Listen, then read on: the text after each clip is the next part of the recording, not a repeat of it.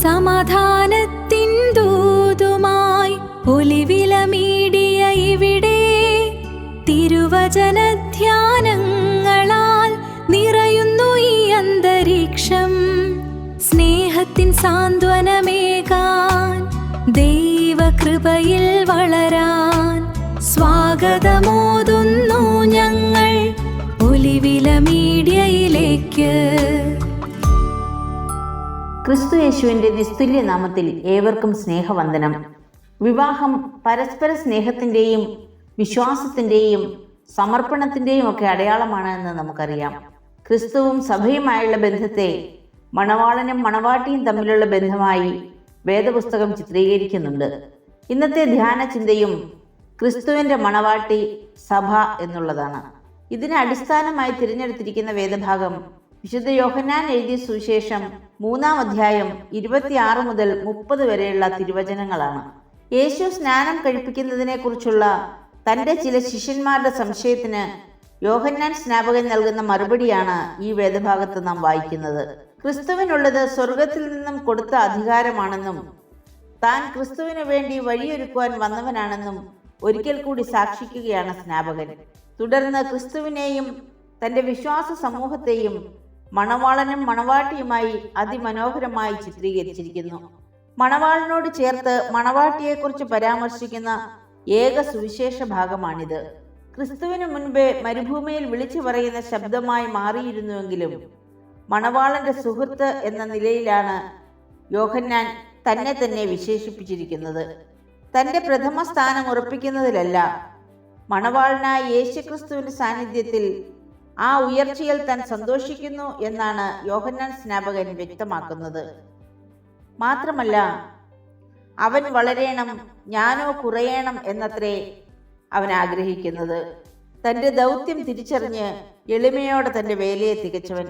ഇന്ന് മറ്റുള്ളവരുടെ ഉയർച്ച ആഗ്രഹിക്കുന്ന ആ വിനയം നമ്മുടെ ജീവിതത്തിൽ സാധ്യമാണോ?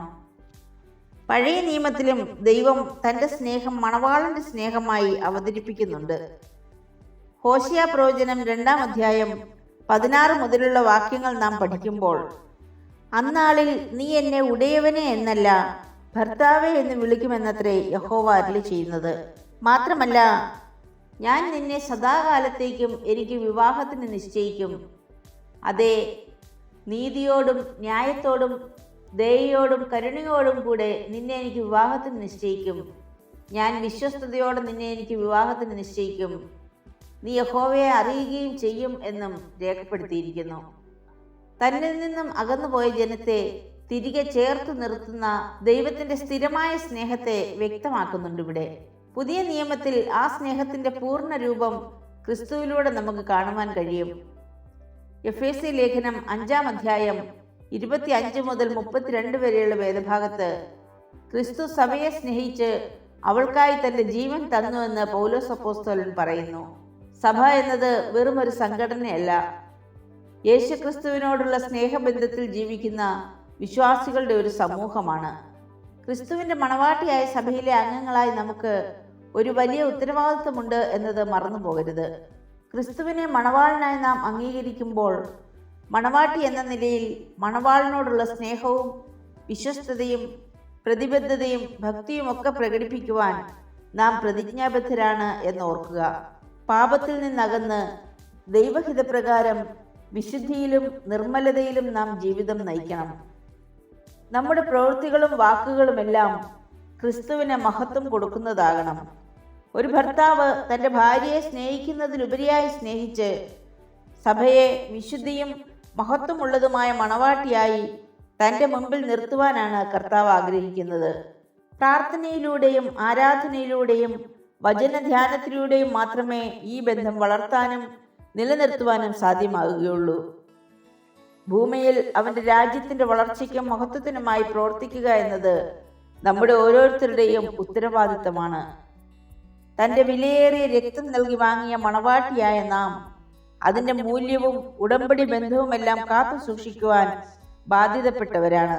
മാത്രമല്ല, തൻ്റെ സഭയെ സ്വീകരിക്കാൻ ക്രിസ്തു വരുമ്പോൾ ആ വരവിനായി കാത്തിരിക്കാനും വിശ്വാസത്തിൽ ഉറച്ചു നിൽക്കുവാനും ആത്മീയമായി ജാഗരൂകരായി ജീവിക്കുവാനും നമുക്ക് സാധ്യമാകണം. പ്രിയമുള്ളവരെ, മണവാളനായ ക്രിസ്തുവിൻ്റെ സ്നേഹത്തോട് പ്രതികരിച്ച് വിശുദ്ധിയും സമർപ്പണവും നിറഞ്ഞ ജീവിതം നയിക്കുക എന്നതാണ് നമ്മുടെ വിളി. ആ വിളിയോട് പ്രതികരിക്കുവാൻ നമുക്ക് സാധ്യമാകുന്നുണ്ടോ? എന്താണ് നമ്മെ അതിൽ നിന്നും തടസ്സപ്പെടുത്തുന്നത്? യോഹന്നാൻ സ്നാപകനെ പോലെ ജീവിതത്തിൽ ക്രിസ്തുവിനെ ഉയർത്തിക്കാട്ടുവാൻ നമുക്ക് സാധിക്കുന്നുണ്ടോ? വിശുദ്ധരും നിർമ്മലരുമായി ആ സന്നിധിയിൽ കടന്നു ചെല്ലുവാൻ കഴിയുമോ? ക്രിസ്തുവിൻ്റെ സ്നേഹത്തിൽ നിന്നും നമ്മെ പിറകോട്ട് വലിക്കുന്നത് എന്താണ് എന്ന് ചിന്തിക്കാം. അധികാരമോഹമോ, സ്ഥാനമാനങ്ങളോ, പാരമ്പര്യമോ, ജ്ഞാനമോ? എന്തിലാണ് നാം ഇന്ന് പുകഴുന്നത്? ഈ ചെറിയവരിൽ ഒരുത്തന് ചെയ്തതെല്ലാം എനിക്കാകുന്നു ചെയ്തത് എന്ന കർത്തൃവാക്യം സ്മരിച്ചുകൊണ്ട് മറ്റുള്ളവരെയും കരുതുകയും സ്നേഹിക്കുകയും ചെയ്യുന്നതിലൂടെ കർത്താവിനോടുള്ള സ്നേഹം നമുക്കും പ്രതിഫലിപ്പിക്കാം. പൗലോസ് അപ്പോസ്തലൻ പറയുന്നത് പോലെ ക്രിസ്തു എന്ന ഏകപുരുഷന് നിർമ്മല കന്യകയായി ഏൽപ്പിക്കാൻ വിവാഹ നിശ്ചയം ചെയ്തിരിക്കുന്ന സഭയിലെ അംഗങ്ങളായി നാം ഓരോരുത്തരും ആ വിശുദ്ധിയെ കാത്തു സൂക്ഷിച്ച് തൻ്റെ വരവിൽ ചേർക്കപ്പെടുവാൻ നമ്മെ തന്നെ ഒരുക്കാം. നോമ്പിൻ്റെ ഈ ദിനങ്ങൾ അതിനായി നമ്മെ സഹായിക്കട്ടെ. യോഹന്നാൻ അപ്പോസ്തലൻ തൻ്റെ ദർശനത്തിൽ പറയുന്നു, പുതിയ യെരുശലേം എന്ന വിശുദ്ധ നഗരം ഭർത്താവിനായി അലങ്കരിച്ചിട്ടുള്ള മണവാട്ടിയെ പോലെ ഒരുങ്ങി സ്വർഗത്തിൽ നിന്ന് ദൈവസന്നിധിയിൽ നിന്ന് തന്നെ ഇറങ്ങുന്നതും ഞാൻ കണ്ടു. പ്രാർത്ഥിക്കാം. സ്വർഗീയ പിതാവേ, മണവാട്ടി സഭയിലെ അംഗങ്ങളായ ഞങ്ങളെ ക്രിസ്തുവിൻ്റെ രണ്ടാമത്തെ വരവിൽ വിശുദ്ധിയോടെ കാണപ്പെടുവാൻ ഒരുക്കണമേ. ലോകമോഹങ്ങളിൽ വീഴാതെ വിശുദ്ധരും നിർമ്മലരുമായി നിലനിൽക്കുവാനും യേശുവിനോട് വിശ്വസ്തരായിരിക്കാനും ഞങ്ങളെ സഹായിക്കണമേ. ആമേൻ.